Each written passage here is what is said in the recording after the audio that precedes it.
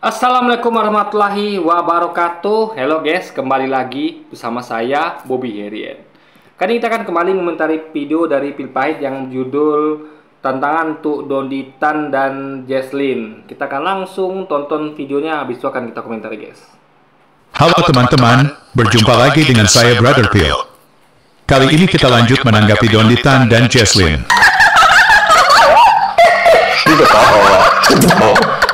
Dalam videonya Donditan memberitahu kepada orang tua muslim supaya jangan melarang anaknya untuk murtad atau pindah agama.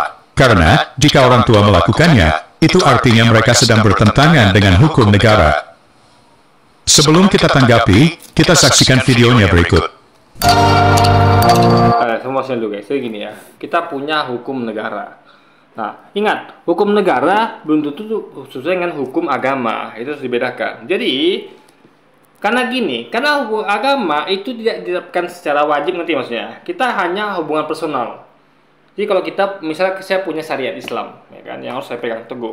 Nah itu tidak ada hukuman kalau saya melanggar di dunia, ngerti ya? Tapi di akhirat. Tapi kalau hukum negara kan di dunia dia dihukum, ngerti nggak?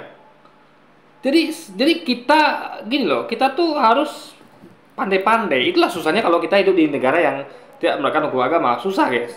Jadi, satu sisi kita harus selamat dari hukum dunia yang buat manusia ini, tapi satu sisi kita juga selamat di akhirat. Jadi kalau ada orang yang berani, dia lebih mentinggalkan akhirat, ya dia terima risiko kena hukum negara, gitu, ngerti nggak? Karena kan semua hukum negara tuh yang tidak bertentangan dengan hukum agama, ada juga hukum negara yang bertentangan dengan hukum agama. Nah, itu harus kita hati-hati guys. Jadi Anda tuh apakah orang yang kira-kira lebih milih dihukum di dunia apa di akhirat gitu? Nah, atau kalau mungkin ya kita di serba salah gitu kan. Kita tuh terpaksa harus mengikuti hukum negara demi tidak dapat hukuman di dunia. Tapi hati kita kecil, kita berontak. Kita tahu, makanya ada orang tuh yang ya dia tuh kayak kita Islam tuh dimudahkan oleh Allah guys. Jadi kalau kita tuh yang penting kita tahu itu salah, kita itu salah, tapi kita tuh terpaksa demi kita tuh menyelamatkan diri itu boleh gitu. Jadi tidak di apa ya, kalau kita berjuang, walaupun kita kena hukum negara, tapi kita dapat pahala. Tapi kalau enggak ya mau bilang apa lagi, minimal kita tidak berdosa. Kenapa? Karena kita tuh kita dipaksa melakukan gitu. Itu harus dipahami ya.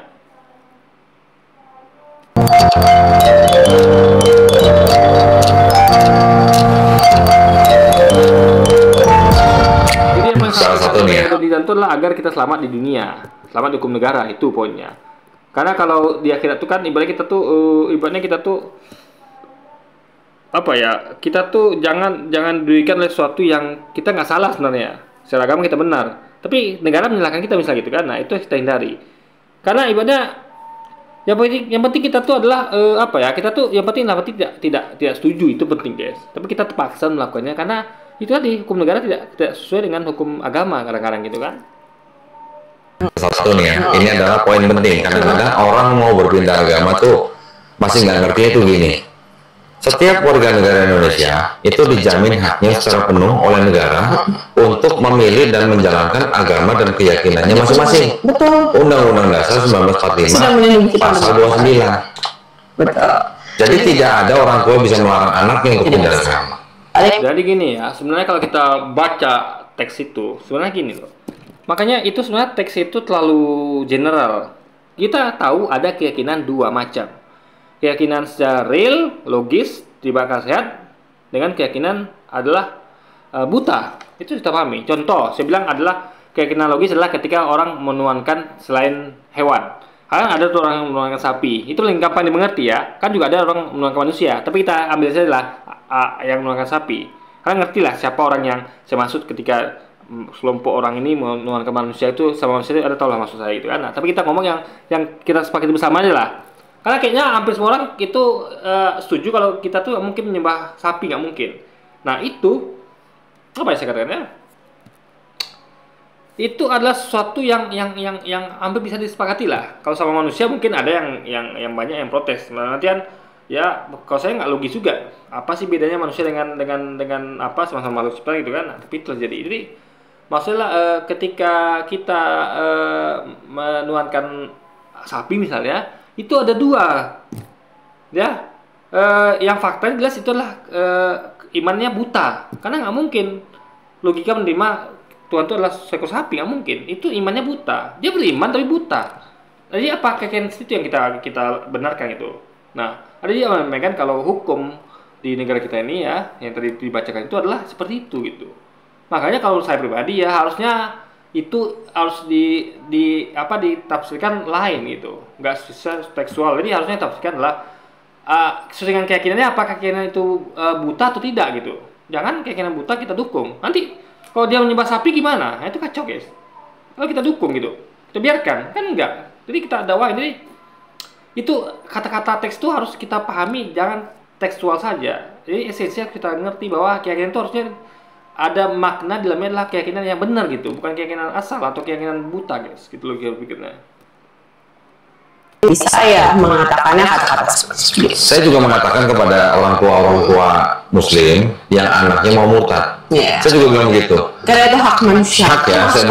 Bukan saya berarti saya setuju dengan anak mereka mau murtad, bukan. Tetapi saya memberikan pandangan kepada orang tuanya, jangan buru-buru berpikir untuk ini itu sebelum kita tahu hukumnya. Ya, takutnya nanti di penjara pula kan, ke berabe. Udahlah anak kita murtad, kita di penjara pula.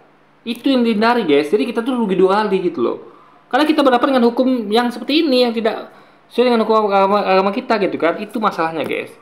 Jadi kadang-kadang memang dunia tidak semanis yang kita perkirakan. Dunia kadang lebih pahit daripada yang kita perkirakan, yang kita bayangkan maksudnya kan. Jadi yang indah itu kan hukum agama, hukum yang dibuat oleh Tuhan. Karena kita ciptaan Tuhan semua. Tuhan lebih tinggi daripada manusia. Sehingga lebih logis untuk mengikuti aturan Tuhan dibandingkan mengikuti aturan sama manusia. Itu logika berpikirnya guys. Mau bicara dengan anak kita, secara keluargaan, mengajarkan tentang Islam yang benar bagaimana, itu boleh. Tapi kita tidak boleh memaksa orang untuk tidak pindah agama, itu melarang undang-undang malah, melanggar undang-undang. Hak asasi mereka sendiri itu. Kita sudah dengarkan bersama bagaimana Donditan membacakan bunyi pasal 29 ayat 2 dari Undang-Undang Dasar 1945 tentang negara menjamin kebebasan memeluk agama. Dia tadi katakan, menurut undang-undang ini, orang tua tidak boleh melarang anaknya untuk murtad. Jika itu kalau dipahami undang itu adalah undang-undang yang berusaha untuk dibuat selogis mungkin gitu, ya. Dan makanya saya katakan ya, di Indonesia tidak ada dibolehkan menyembah sapi kan, karena memang nggak masuk akal gitu. Nah, yang lain juga sebenarnya sama manusia nggak masuk akal, tapi karena ya pertimbangan nanti dibilang pula nanti monopoli Islam kan kayak gitu, makanya ya udah deh yang udah ada kebutuhan keselamanya ya sudah silakan gitu. Jadi pertimbangan itu guys. Jadi sebenarnya kalau dikerucutkan lagi termasuk itu menyembah sapi sama dengan menyembah sama manusia, sama-sama menyembah makhluk itu sama. Jadi tapi tidak, karena memang itu demi ya namanya peraturan kan dibuat demi kepentingan bersama.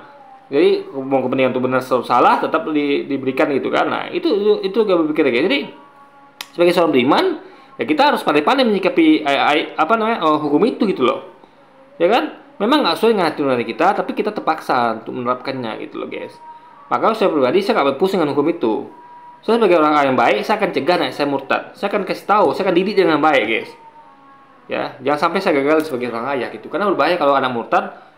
Alhamdulillah saya ngerti, Quran maupun hadis maupun Alkitab, sehingga saya bisa terangkan. Jadi insya Allah dia nggak bisa bantah saya gitu. Kan nggak bisa guys. Kalau dia pakai logika dia nggak bisa bantah saya. Nah itulah lebih yang kita sebagai pendakwah ini. Makanya saya sarankan pada anda semua, ibu-ibu, bapak-bapak di luar sana ya belajarlah tentang pembinaan agama, sehingga anda tuh bisa mencegah anda murtad. Anda bisa debat sama dia. Kalau anak itu ya dia tuh bisa memahami bahwa apa kita sampaikan masuk akal, dia tidak akan murtad guys, ya kan. Jadi selain kita memberikan cukup perhatian ke saya, karena takutnya nanti anak kita tuh galau, lalu dia pikiran pendek, dia dapat kebahagiaan dia di teman barunya beragama Kristen, lalu dia murtad. Itu bahaya. Itu berarti dia murtad bukan karena ajarannya, tapi karena itu pengaruh lingkungan tadi. Disitu dia happy, dia bahagia, sama kita dia susah, sama kita kena sengsara. Nah, itu bahaya guys. Jadi berimannya bukan karena kebenaran, tapi karena harta atau karena kebahagiaan guys, yang semu gitu kan. Karena dunia ini cuma sementara, nggak selamanya. Kebahagiaan sejati dari surga nanti, yaitu selamanya guys. Itu baru kebahagiaan yang real yang sebenarnya. boleh melarang anaknya untuk murtad. Jika ada orang tua yang melarang, artinya mereka sedang bertentangan dengan undang-undang negara. Dan Jesslyn juga mengatakan itu adalah hak asasi manusia. Pertanyaan kita kepada Don Litan dan Jesslyn. Jika dikasih pilihan antara menuruti Undang-Undang 1945 yang menjunjung hak asasi manusia dan syariat Islam yang berdasarkan sunnah dari Nabi. Jadi begini ya, kita bilang itu menjunjung hak asasi manusia. Itu kan dalam prinsip dunia. Ingat, setiap orang yang tidak, jadi ingat ya, kita percaya sebagai seorang beriman. Kita ngomong saya sebagai seorang beriman. Pada tidak beriman silakan. Ini iman saya sebagai seorang muslim. Kita meyakini bahwa satu-satunya agama yang diridhoi Tuhan itu hanyalah Islam. Beliau itu tidak. Sehingga yang hanya Islamlah yang akan surga, sisanya tidak gitu. Nah, jadi angka bahayanya kalau saya itu membenarkan agama sebelah gitu. Itu bahaya. Saya tetap pakai iman saya, agama saya juga harus begitu. Kalau dia memang betul yakin gitu kan. Kalau saya insya Allah betul-betul yakin saya. Karena saya mengkaji, mengkomparasi dan membandingkan.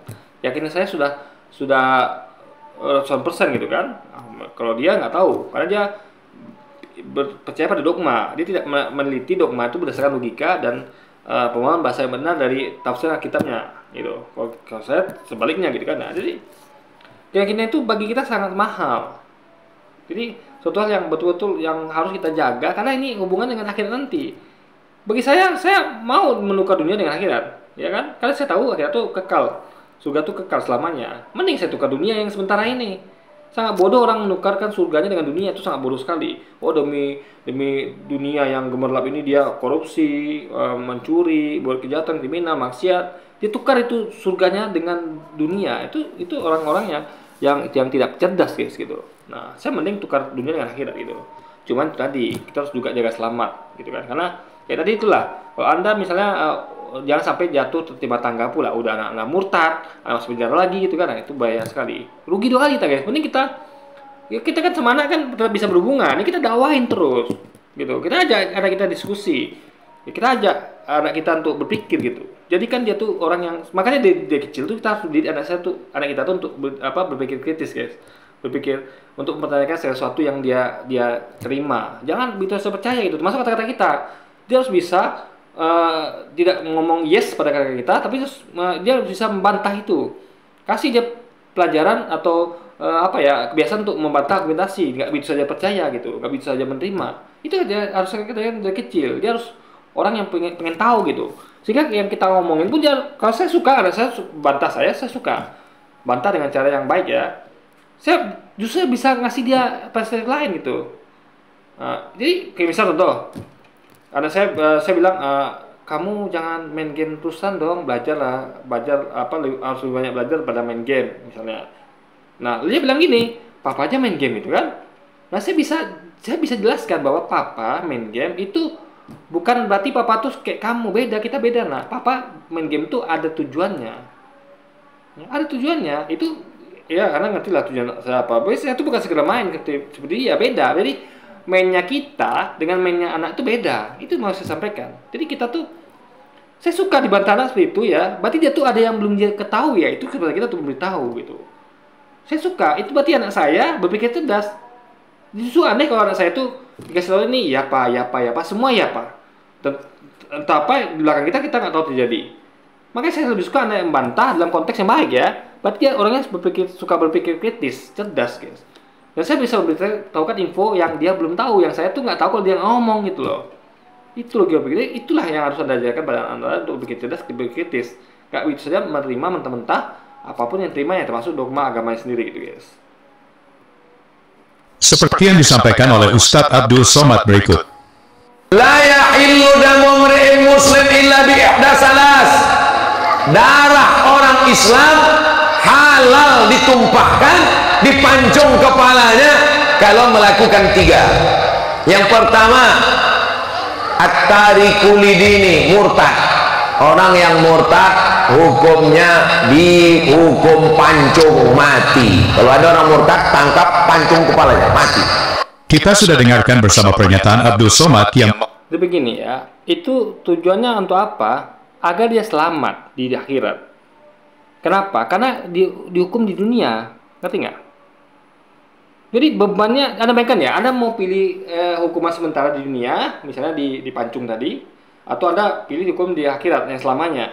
Ada jamaah dengan neraka loh guys. Ini kita ngomong tentang neraka loh. Sisa neraka itu sangat pedih dan berlangsung selamanya. Beda dengan dunia, Anda dipancung mati kelar, dan dipancing pun urat nadi Anda itu urat leher sehingga tidak merasakan sakit. Ada cuma mungkin sepersekian detik dan tidak merasa sakit, kecuali Anda ditembak mungkin itu sakit ya, atau disiksa, tapi tidak. Atau disiksa seperti Yesus itu tidak gitu, dipancung. Artinya sama kayak nyembeli ayam atau sapi itu nggak sakit guys, ngerti ya? Itu sudah dibuktikan oleh dunia kedokteran, dunia biologi, ya, fisika, nggak terasa sakit. Jadi untuk menggantikan hukuman di neraka, digantikan hukumnya di dunia sehingga dia selamat di akhirat, itu loh dia pikirnya. Jadi ini sama kayak menukar dunia dengan akhirat gitu. Itu yang pertama. Yang kedua, kenapa orang murtad itu dipancung? Dan itu pun ingat ya, nggak bisa dilakukan di negara yang tidak menerapkan syariat Islam, nggak bisa. Kayak kita nggak bisa dilakukan karena kita tidak menerapkan syariat Islam. Kecuali kalau kita menerapkan syariat Islam bisa. Kayak di Arab Saudi itu bisa.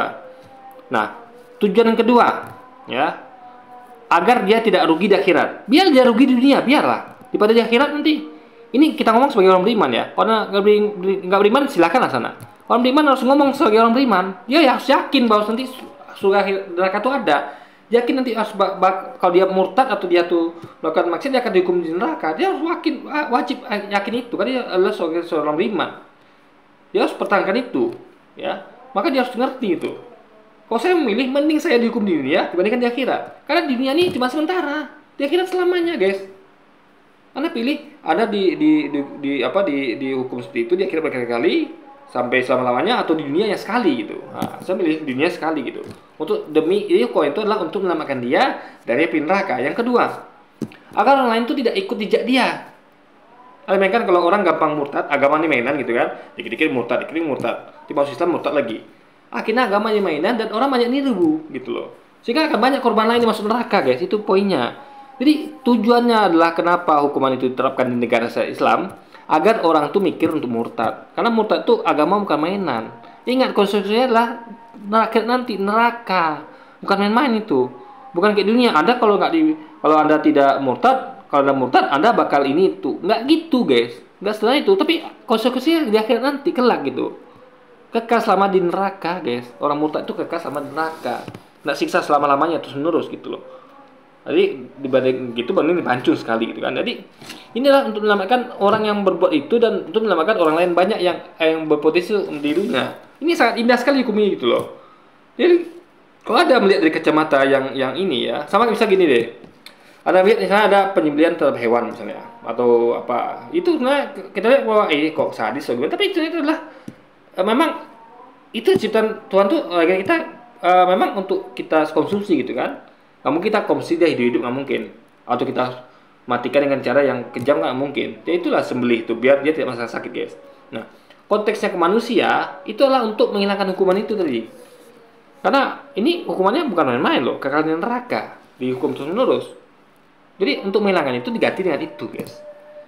Jadi dipilih hukuman yang teringan, gitu loh. Itu loh gue pikirnya kan. Kita sudah dengarkan bersama pernyataan Abdul Somad yang mengutip hadis, di mana dia katakan bahwa ada 3 alasan darah seorang muslim halal, dan salah satunya jika mereka murtad. Tapi sekali lagi tidak bisa diperkatakan Indonesia atau negara-negara yang tidak menerapkan Islam, nggak bisa. Ya. Karena kita akan melawan hukum kita. Maka saya katakan kadang-kadang hukum bukan kadang, seringnya itu hukum buatan manusia itu tidak sama dengan hukum buatan Tuhan gitu, ya kan? Jadi yang penting ya kita terpaksa lah. Yang penting kita tidak setuju dalam hati, itu penting. Sebagai orang beriman kita harus kita menjaga iman kita. Kalau kita mampu merubah dengan tangan ya, dengan lisan. Nah mampu ya, takut kita dihukum ya, kita dengan tidak menjaga dalam hati. Itu selama-lama iman. Yang penting kita beriman, guys. Itu penting. Dia sampai ada tuh tanggal iman gara-gara hukum negara buatan manusia ini gitu loh, ya kan? Kita harus tetap punya iman walaupun sedikit gitu loh. Kalau bisa besar iman kita gitu kan. Dan hal itu berdasarkan pada hadis berikut ini, teman-teman bisa baca sendiri. Ya, baca sendiri, kenapa nggak dibacakan saja gitu kan? Ya, saya bacakan ya. Telah menceritakan kepada kami, Waki berkata, telah menceritakan kepada kami Sufyan dari Abu Ishaq dari Amru bin Ghalib dari Aisyah berkata, Rasulullah bersabda, tidak halal darah seorang muslim kecuali orang yang membunuh lalu dia dibunuh, atau seorang yang berzina setelah dia menikah, atau seorang yang murtad setelah ia berislam. Nah, ada 3 di situ.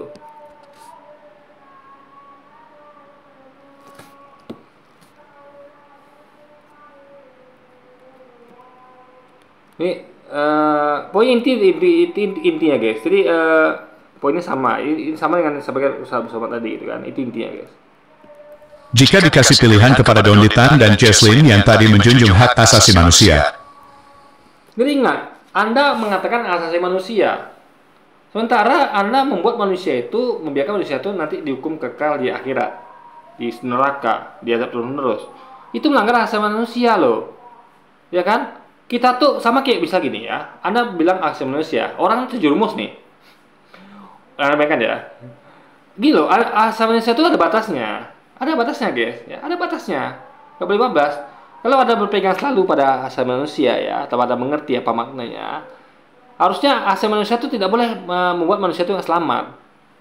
Jadi nggak boleh bertahan dengan keselamatan dia, apalagi di akhirat gitu. Jadi Anda bayangkan ya, ini kita ngomong dunia saja. Ada orang yang kita orang untuk mabuk. Lalu bilang, wah jangan ganggu itu asasi manusia untuk mabuk. Apa begitu? Kan tidak. Atau dia suka main perempuan, suka ke klub malam, dugem.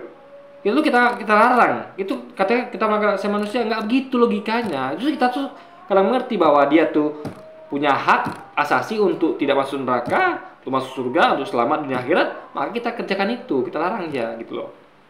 Kita selalu menamakan asasi manusia dia untuk hidup dengan baik di dunia dan akhirat gitu. Ini guys, ini kalau ngomong tentang asasi manusia nih panjang ya. Dan Anda harus mengerti dan mengambil dari 2 sisi.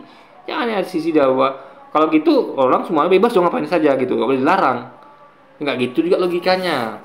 Makanya maksud saya hal asasi manusia harus dipahami sebagai 2 mata uang koin.